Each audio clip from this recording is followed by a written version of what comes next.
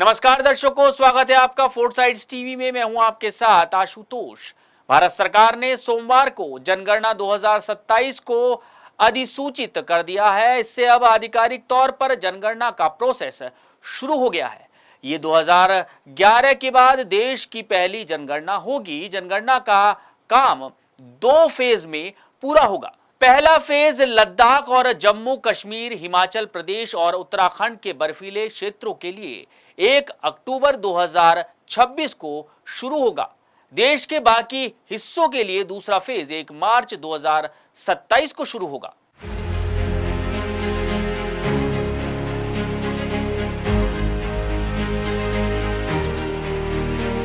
जनगणना का होना बहुत जरूरी है। इसी के आधार पर चुनावी निर्वाचन क्षेत्र बनाए जाते हैं और एससी और एसटी कैटेगरी के लिए सीटें रिजर्व की जाती हैं। शिक्षा से लेकर ग्रामीण विकास तक के मंत्रालय स्कूलों, प्राथमिक स्वास्थ्य केंद्रों और बुनियादी ढांचा परियोजनाओं का पता लगाने के लिए जनगणना के आंकड़ों का इस्तेमाल करते हैं। संविधान का अनुच्छेद 82 सबसे हालिया जनगणना के आधार पर निर्वाचन क्षेत्रों का परिसीमन अनिवार्य करता है। अनुच्छेद 330 और अनुच्छेद 332 एससी और एसटी के लिए उनकी जनसंख्या के अनुपात के आधार पर विधानसभाओं में सीटें रिजर्व करते हैं। ये प्रोसेस भी 2 फेज में पूरा किया जाता है। पहला तो घरों की लिस्ट बनाना और घरों की जनगणना, और उसके बाद दूसरा फेज जनसंख्या की गणना। इन फेज के बीच में कई महीनों का अंतर होता है। जनगणना को पूरा करने के लिए करीब 30 लाख जनगणना करने वालों की जरूरत होगी,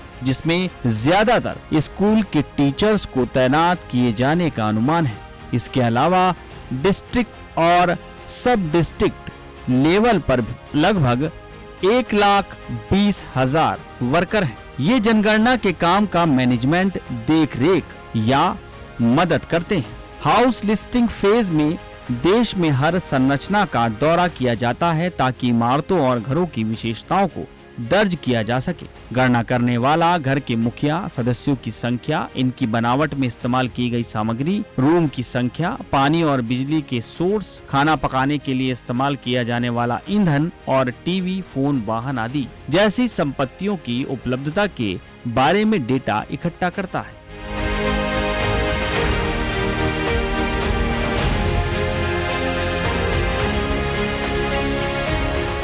खबरों में रहना है अपडेट, तो देखते रहिए फोर्टसाइट्स टीवी।